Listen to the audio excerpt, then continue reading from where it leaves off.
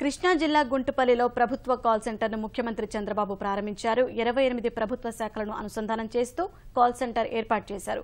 ఈ కార్యక్రమంలో ముఖ్యమంత్రి చంద్రబాబు మాట్లాడుతున్నారు. ప్రత్యక్ష ప్రసారం ద్వారా చూద్దాం.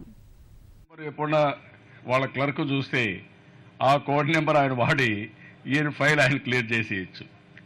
ఆ ప్రమాదం కూడా దాంట్లో ఉంది. కానీ ఇప్పుడు వేలిముద్ర అన్నప్పుడు మా ఆఫీసర్లు కూడా ప్రాబ్లం లేదు. మీరు వేలిముద్ర పెడితే తప్ప, మీ ఫింగర్ ప్రింట్ ఉంటే తప్ప, మీ ఐరిష్ ఉంటే తప్ప మీ ఫైల్ ఓపెన్ కాదు. This the best security. అందుకని ఈరోజు ఇంకొక పక్కన మీరు చూస్తే మనం 4th ఇండస్ట్రియల్ రెవల్యూషన్లో ఉన్నాం. ఫస్ట్ ఇండస్ట్రియల్ రెవల్యూషన్ అగ్రికల్చర్ నుంచి స్మాల్ వే మెకనైజేషన్. అప్పుడు పెద్ద పెద్ద మెషిన్స్ లేవు, కరెంటు కూడా లేదు. ఆ తర్వాత అప్పుడు గానుగులు ఇవన్నీ సింపుల్ మెకనైజేషన్, రైస్ మిల్స్ ఇవన్నీ పెట్టి చేసుకునేవాళ్ళం. సెకండ్ రెవల్యూషన్ ఇండస్ట్రీస్ వచ్చాయి. ఆ second industrial revolution electricity generation. దాంతో కొంచెం డెవలప్మెంట్ ప్రోగ్రెస్ అయింది, ఫాస్ట్ అయింది. నేను చిన్నప్పుడు చూసేవాడిని. మా ఊరికి కరెంట్ ఉండేది కాదు, అన్ని ఊర్లకు ఉండేది కాదు. విజయవాడ అంటే కొంచెం ముందు వచ్చి ఉండొచ్చు కరెంటు, కానీ గ్రామాల్లో మొనిటర్ కూడా లేని పరిస్థితి. అక్కడి నుంచి 3వ ఇండస్ట్రియల్ రెవల్యూషన్ ఇన్ఫర్మేషన్ టెక్నాలజీ. ఎప్పుడైతే ఇన్ఫర్మేషన్ టెక్నాలజీ వచ్చిందో great contribution for the world. Bill gates ఏదైతే ఇంటర్నెట్ ఆఫ్ తీసుకొచ్చాడో ప్రపంచం మొత్తం ఇంటర్నెట్తో ఒక గ్లోబల్ విలేజ్గా తయారైపోయింది. అంత మునుపు కంప్యూటర్ అంటే పెద్ద పెద్ద రూములు, దానికి ఏసీ పెట్టాలి. నేను చూసేవాడిని. 84, 83 అయితే మా పార్టీ ఆఫీసులో గండిపేటలో ఎన్టీఆర్ మొత్తం కంప్యూటరైజ్ చేయాలంటే ఆయనకు మాకెవ్వరికి ఏసీ రూమ్ ఉండేది కాదు, కంప్యూటర్కి మాత్రం ఏసీ రూమ్. అది లగ్జరీ. అలాంటి పరిస్థితి నుంచి ప్రారంభించాం. తర్వాత 94, 95 వచ్చే కొందికి అప్పుడు పెద్ద పెద్ద సిస్టమ్స్ కూడా ఒక రూమ్ అంతా పెట్టేవాళ్ళం కంప్యూటర్లు. ఒక ఆఫీస్ అంటే ఆఫీస్ ఎంత ఉంటుందో దానికి పెద్ద రూమ్లో కంప్యూటర్స్ ఉండేటివి. అలాంటి దగ్గర నుంచి క్లౌడ్ వచ్చేసింది. ఇప్పుడు మన ఆఫీసులో ఎక్కడ సర్వరే అవసరంలా, ఎక్కడో క్లౌడ్ ఉంటుంది. అక్కడే మనంతా సమాచారం పెట్టుకుంటాం, ఏది కావాలంటే అది తీసుకుంటాం. అక్కడి నుంచి మనం ముందుకు పోయే పరిస్థితి వచ్చింది. అంటే ఇవన్నీ డెవలప్మెంట్ చూసినప్పుడు ఒకప్పుడు నేను మన రాష్ట్రంలో అగ్రికల్చర్ రాష్ట్రం, ఇది కంబైన్డ్ ఆంధ్రప్రదేశ్. ఇది అగ్రికల్చర్ రాష్ట్రమైనప్పుడు చాలామంది వ్యవసాయం పైన ఆధారపడినప్పుడు ఇండస్ట్రీకి పోవాలని ప్రారంభించి, ఇండస్ట్రీ పోయినప్పుడు ఏది చేస్తే బాగుంటుంది అనుకుంటే నాలెడ్జ్ ఎకానమీకి నేను నాంది పలికాను. 32 ఇంజనీరింగ్ కాలేజీలు, 250, 300 కాలేజీలు చేశాను 9 సంవత్సరాల్లో. ఎప్పుడైతే అవి చేశానో హైదరాబాద్లో మొత్తం ఐటీ కంపెనీస్ అన్నీ తీసుకొచ్చాం. ప్రపంచంలో ఉండే ఐటీ కంపెనీస్ మైక్రోసాఫ్ట్ మొదలుకొని ఏ కంపెనీ అయినా సరే అది హైదరాబాద్కి రావాలని పెట్టుకున్నాం. హైదరాబాద్కి అన్ని కంపెనీలు వచ్చాయి. ఒక నాలెడ్జ్ ఎకానమీ అక్కడ ప్రారంభమైంది. ఒక ఎకో సిస్టమ్ క్రియేట్ అయింది. మన పిల్లలు ప్రపంచం అంతా ముందుకు పోయారు. ఆ రోజు మైక్రోసాఫ్ట్లో పనిచేయాలంటే చాలా ఫ్యాన్సీగా ఉండేది. ఆడికి పోవాలంటే కూడా అవకాశం లేని దానికి మైక్రోసాఫ్ట్ CEO కూడా తెలుగు వాడయ్యాడంటే, నాదేళ్ల సత్య అయ్యాడంటే అది తెలుగు వాళ్ళకుండే సత్తా, అదే మనకుండే శక్తి సామర్థ్యాలు, తెలివితేటలు. ఐటీ అనగానే ఇప్పుడు ప్రపంచం అంతా కూడా ఎవరన్నా మీరు మాట్లాడండి, నెంబర్ 1 ఇండియా. దానికి కూడా 2 కారణాలు ఉన్నాయి. We are very strong in mathematics. Thanks to British people English వదిలిపెట్టిపోయారు. ఇక్కడ అన్నీ తీసుకుపోయారు, కానీ కోహినూర్ డైమండ్ కూడా తీసుకుపోయారు. ఆ రోజు ఇక్కడి నుంచి నిజాంకి వెళ్ళడం, నిజాం దాన్ని బ్రిటిష్ వాళ్ళకి ఇవ్వడం, వాళ్ళు తీసుకుపోయి వాళ్ళు మ్యూజియంలో పెట్టుకునే పరిస్థితికి వచ్చారు.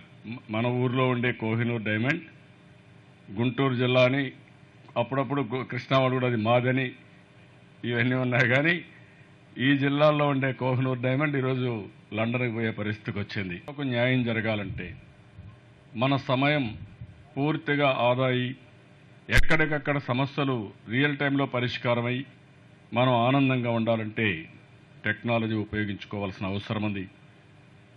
ఈరోజు మనందరం ఉండే యుగం చూస్తే వెరీ డెడ్లీ కాంబినేషన్. ఒకప్పుడు నేను సెల్ ఫోన్లు కొనుక్కోమని చెప్పేవాడిని, ఇప్పుడు సెల్ ఫోన్లు ఆపమని కొన్ని రోజులు చెప్పాను. ఇప్పుడు జామర్లు పెట్టుకొని కూర్చుంటున్నాం. అదర్వైజ్ ఎక్కడ ప్రతి ఒక్కరి దగ్గర ఫోన్ ఉంది, ఎవరిదో ఫోన్ రింగ్ అవుతూ ఉంటుంది. ఇంకా మీటింగ్లు కూడా కండక్ట్ ఇంకా ఒక స్టేజ్కి పోయాం. ఇప్పుడు ఫోన్ లోపలికి తేవద్దని చెప్పి బయటనే పెట్టిస్తున్నాం. ఎందుకంటే లోపలికి వస్తే ఏం రికార్డ్ చేస్తారో తెలియదు, అది రికార్డ్ చేస్తే ఏం చేస్తారో తెలియదు. మళ్ళీ లిటిగేషన్లు లేకపోతే లేనిపోని సమస్యలు ఇవన్నీ వస్తూ ఉంటాయి. అంటే డెవలప్మెంట్స్ ఎంత మారుతూ ఉన్నాయో ఇవన్నీ మీకు ఎగ్జాంపుల్స్ ఇవన్నీ. దీనిపైన ఈరోజు మనం ఈ ప్రగతి ఒక ప్రాజెక్టు తీసుకున్నాం. ఈ ప్రగతిలో అన్ని డిపార్ట్మెంట్లు కంప్యూటరైజ్ చేస్తున్నాం. ఈరోజు మీరు చూస్తే రేషన్ షాపుకు పోతే మీ వేలుముద్ర వేస్తే నువ్వు ఎవరైనా తెలిసిపోయి అక్కడి నుంచి మీకు రేషన్ అంతా తీసుకుంటున్నారు. రియల్ టైంలో కంప్యూటర్కి వచ్చేస్తూ ఉంది. అదే సమయంలో మీరు చూస్తే పెన్షన్లు, చంద్రన్న బీమా, స్కాలర్షిప్లు ఒకటి కాదు అన్నీ కూడా మీ వేలిముద్ర లేదా కన్నురెప్పల సహాయంతో మొత్తం ఇస్తున్నాం. దీనివల్ల ఒకప్పుడు కాంగ్రెస్ హయాంలో దెయ్యాలు కూడా పెన్షన్లు తీసుకున్నాయి. శ్మశానం నుంచి రావడం, పెన్షన్ తీసుకొని మళ్ళీ రాత్రికి మళ్ళీ శ్మశానానికి పోవడం. ఇప్పుడు ఆ పరిస్థితి లేదు. అప్పుడు 100% పెన్షన్లు ఇచ్చేవాళ్ళు, 100% రేషన్ తీసుకునేవాళ్ళు, పనులు చేసేవాళ్ళు, పని మాత్రం కనపడేది కాదు. అది వర్షాకాలం పనులు చేసేవాళ్ళు, బాగా వర్షాలు పడతా ఉంటే ఇరిగేషన్ పనులు చేసి వర్షం వస్తానే అది కొట్టుకోమైందని చెప్పి రికార్డులు రాసుకునేవాళ్ళు. అవన్నీ పోయినాయి. ఇప్పుడు ప్రతి ఒక్క పైసా సద్వినియోగం కావాలని నా అభిమతం. అందుకని ఇవన్నీ పెట్టాం. చాలా సేవింగ్స్ వచ్చాయి. ఈరోజు రేషన్లో 10% పొదుపు వస్తూ ఉంది, పెన్షన్లో 6-7% వస్తూ ఉంది, స్కాలర్షిప్లో 20% వస్తూ ఉంది.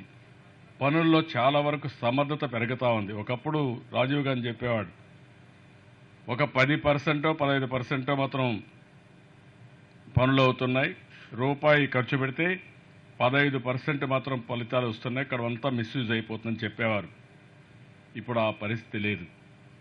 అందుకని నేను ఈ ప్రగతిలో అన్ని కంప్యూటరైజ్ చేసి, ఈరోజు మీరు ఒకసారి చూస్తే నేను మొదట వచ్చినప్పుడు విజయవాడ లైట్లు సరిగ్గా వెలిగేటి కాదు,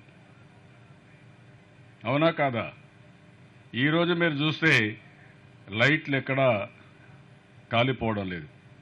కారణం ఏంటి? విశాఖపట్నంలో నాకు ఒక అనుభవం వచ్చింది. ఉదు సైక్లోన్ వచ్చింది. అన్ని లైట్లన్నీ కూడా మొత్తం స్ట్రీట్ లైట్స్ అన్నీ, పోల్స్ అన్నీ పడిపోయినాయి. ఏం చేయాలని ఆలోచించి ఒక కొత్త ఆలోచన వచ్చింది. ఆ ఆలోచన ఎల్ఈడి బల్బులు. ఎల్ఈడి బల్బులు పెడితే 30 నుంచి 40% కరెంటు పొదుపోతుంది.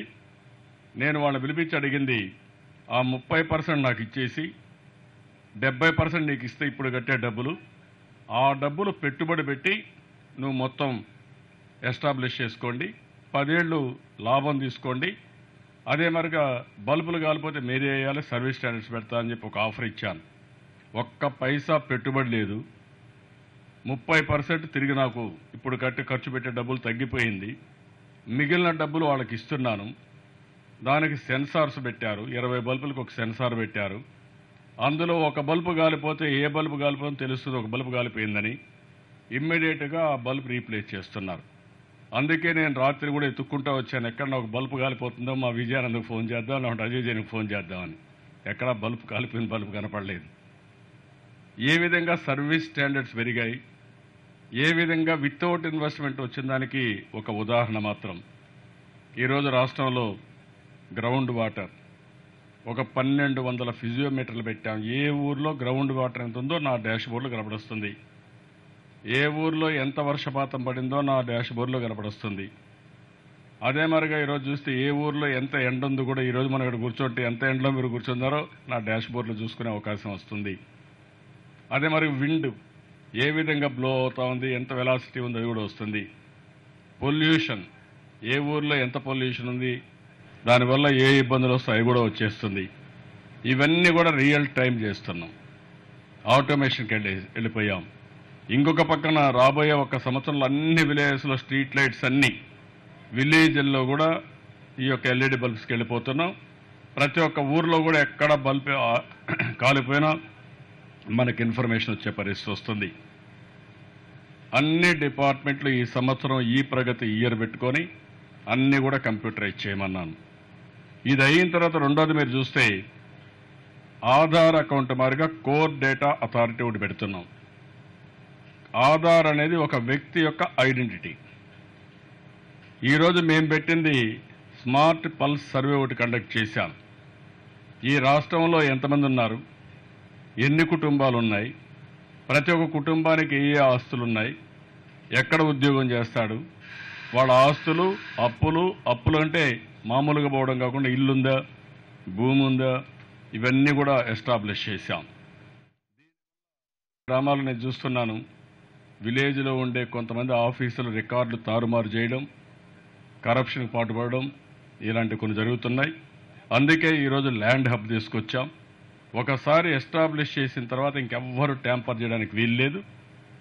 ఎవరు ఎప్పుడు రికార్డు చేయాలని అవన్నీ చేస్తాం. దానివల్ల ఆటోమేటిక్గా అమ్మకాలు, కొనుగోలు కూడా చేస్తాం. ఎవరు ఏ ఆఫీసుకు పోయే పని లేకుండా సిస్టమేటిక్గా చేయడానికి ఇది కూడా ఒకసారి తీసుకొచ్చాం. పీపుల్స్ హబ్ ఉంది, అదే మరి ల్యాండ్ హబ్ పెట్టాం. గవర్నమెంట్ అకౌంట్స్ అన్నీ కూడా ఆన్లైన్లో పెట్టి ఏ పనికి ఎంత డబ్బులు ఖర్చు పెట్టామో, ఈరోజు ఎంత ఆదాయం వస్తుందో చూసుకోవడానికి కూడా ఒక మెకానిజం ఎస్టాబ్లిష్ చేశాం. దానివల్ల ఇంకెక్కడ బినామీ కానీ బోగస్ కానీ ఉండదు. ఇంకొక పక్కన ఫైబర్ గ్రిడ్ పెట్టాం. స్మార్ట్ ఫోన్లు కానీ, సెన్సార్లు కానీ, డ్రోన్లు కానీ, డివైసెస్ కానీ, సర్వలెన్స్ కెమెరాస్ కానీ, డేటా అనలిటిక్స్ కానీ ఇవన్నీ తీసుకొచ్చాం. కైజాల యాప్ కూడా ఒకటి తీసుకొచ్చాం. ప్రభుత్వానికి మైక్రోసాఫ్ట్ డెవలప్ చేశారు. నేను ఎన్ని లక్షల మందికైనా సరే సమాచారం పంపించచ్చు, వేరియస్ లెవెల్స్లో పంపించచ్చు, మళ్ళా సమాచారం తెప్పించుకొని ఇంటిగ్రేట్ చేయొచ్చు. గవర్నమెంట్కి అదొకటి తీసుకొచ్చాం. ఇప్పుడు ఫైనల్గా నాకే కనెక్ట్ ఏపీ సీఎం, మీరు ఎవరైనా ఏదైనా చెప్పాలంటే పక్కోళ్ళు ఎవరికైనా తెలుస్తుంది, మీ మీద కక్ష తెచ్చుకుంటారనుకుంటే డైరెక్ట్గా నాకే సమాచారం పంపించే విధంగా కనెక్ట్ ఏపీ సీఎం తీసుకొచ్చాం. మీరు అవినీతి పైన కానీ, మీ సమస్యలపైన కానీ, అధికారులపైన కానీ, రాజకీయ నాయకులపైన కానీ, లేకుంటే మీ ఇబ్బందులు కానీ కనెక్ట్ అయ్యే అవకాశం ఉంటుంది. దానిపైన నేను ఎప్పటికప్పుడు చర్యలు తీసుకునే అవకాశం కూడా ఉంటుంది. అలాంటి కొత్త ఇది తీసుకొచ్చాం. అదే మరి రియల్ టైం గవర్నెన్స్ కూడా తీసుకొచ్చాం. కొన్ని యాప్లు కూడా తయారు చేస్తున్నాం. ఈ యాప్ల్లో మీరు కానీ ఇప్పుడు మీరు చూశారు, భీమ్ యాప్ ఒకటి తీసుకొచ్చారు గవర్నమెంట్ ఆఫ్ ఇండియా, ఎన్ఐపిసి. అది మీరు చూస్తే ఒక యాప్లోకి వెళితే మీరు ఎక్కడ షాపింగ్ చేసినా, ఏ బ్యాంకులో డబ్బులున్నా మీరు ఆ బ్యాంక్ నుంచి పే చేసే పరిస్థితి వస్తుంది.